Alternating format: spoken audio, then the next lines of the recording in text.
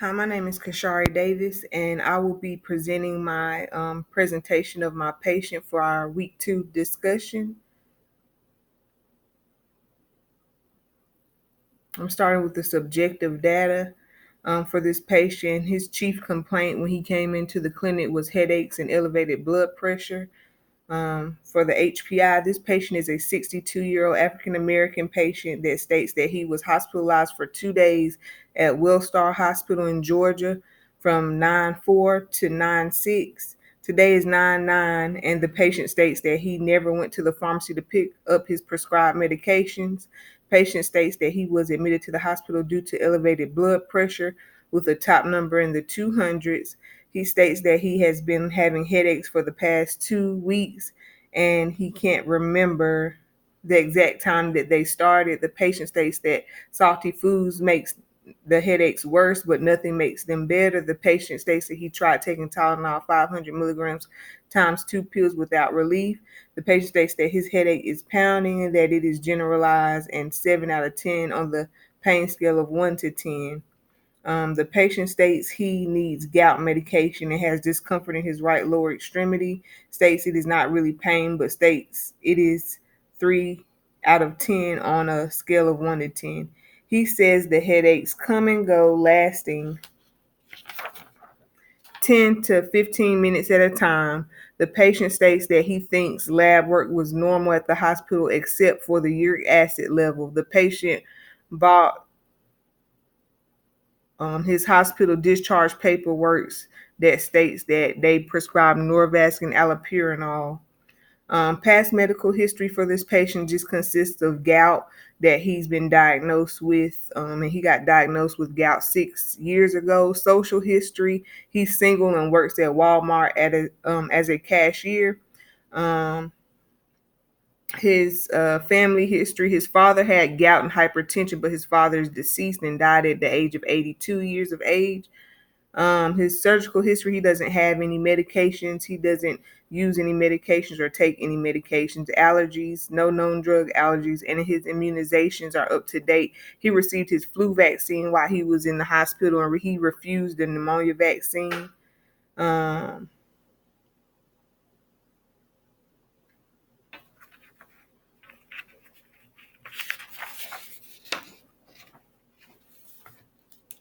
So we already went over his chief complaint, his HPI, and past medical history. Now I'm going to go into the objective data.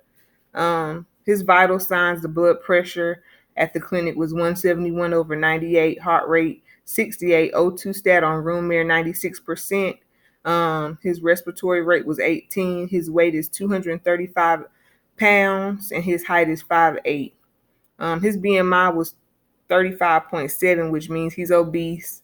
For his physical assessment, his general appearance is clean, well developed. Of course, he's obese, as I stated earlier, well nourished, and the patient is alert and oriented times 3 without any current distress.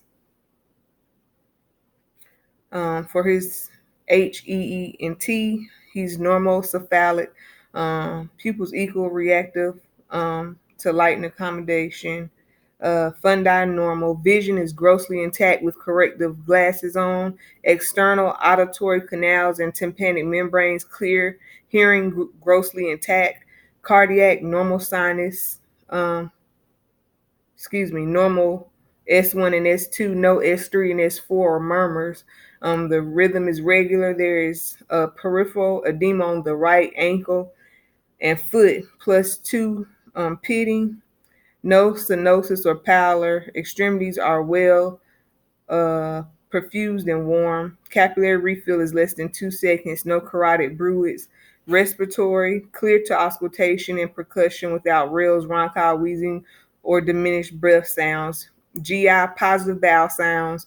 Soft, non-distended, non-tender, no guarding or rebound tenderness, and no masses. Urinary: no pain to palpitation. And patient denies any dysuria, hematuria, frequency, polyuria, urgency, hesitancy, incontinence, renal stones, or nocturia.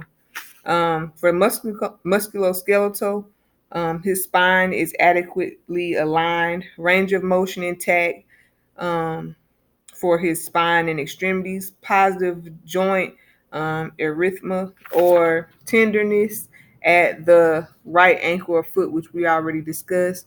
No muscular development. I'm sorry, normal muscular development. And he does have a limping gait due to right foot slash ankle discomfort. Integumentary is generalized. His generalized skin is normal, has a normal color, texture, and trigger, with no lesions or eruptions. The only abnormality with his skin is the right lower foot and ankle is red and has some swelling.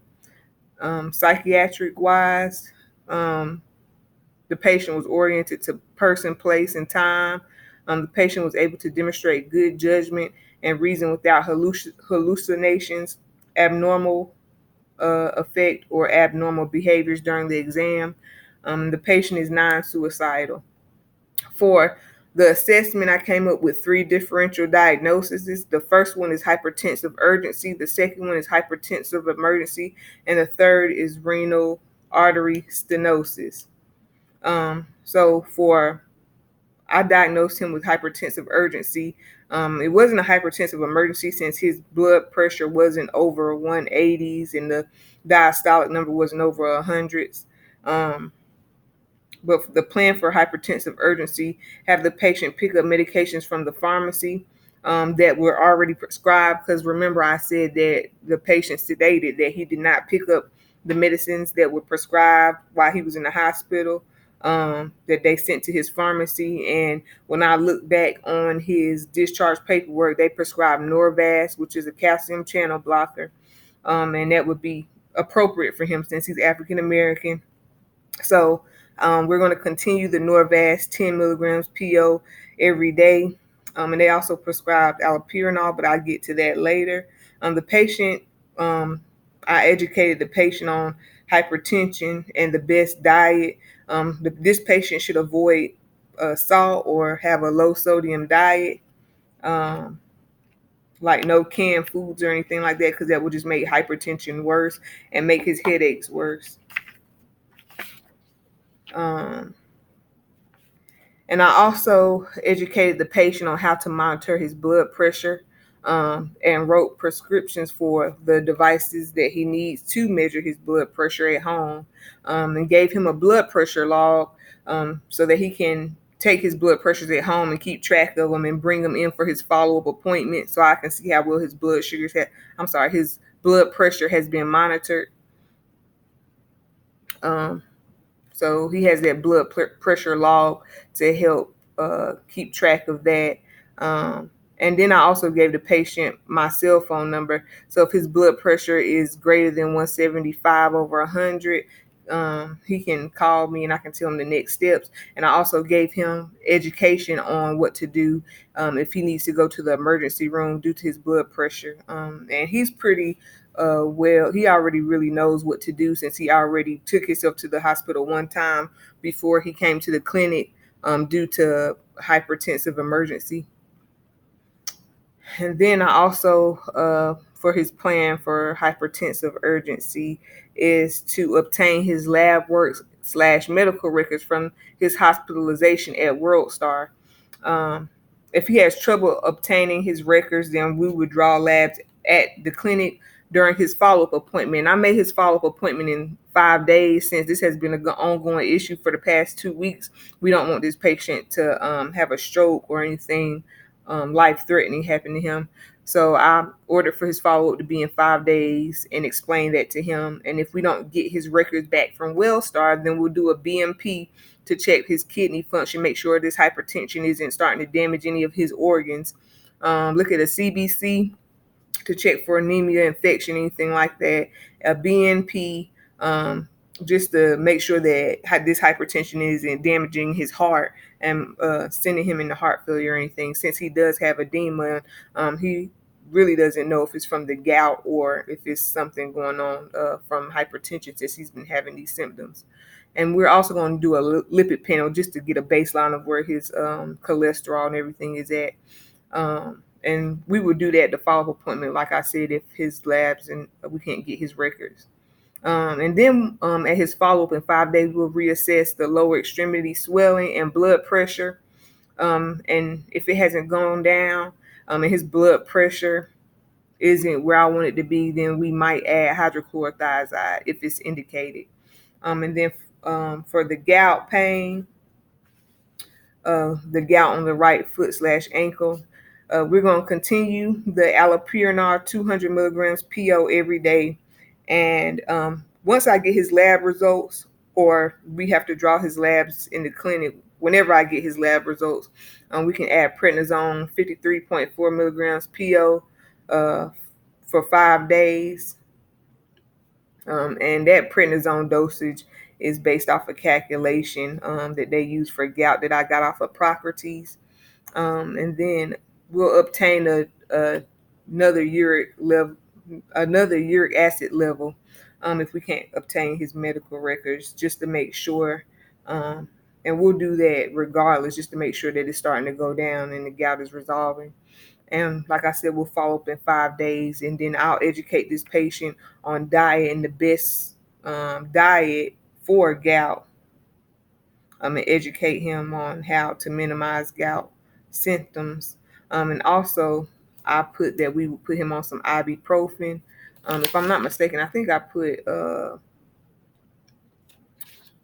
600 milligrams as needed every four. Well, actually, I put 400 milligrams every 6 hours. And that would be appropriate for this patient to help with the pain from his headaches if he still has the headaches, and for the pain from the gout. And that's really all that I planned for this patient. Like I said, I will have this patient follow up in 5 days and then go over everything. And I will also educate this patient about stroke, and especially hemorrhagic stroke.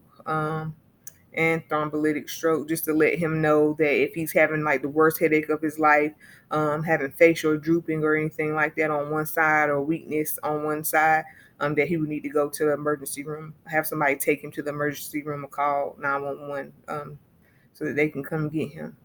But really, that's all for my case presentation, and I hope you all enjoyed my presentation, and I look forward to the feedback that I'll be getting from you guys, and I can't wait to watch everyone else's video and give some feedback as well. Thanks.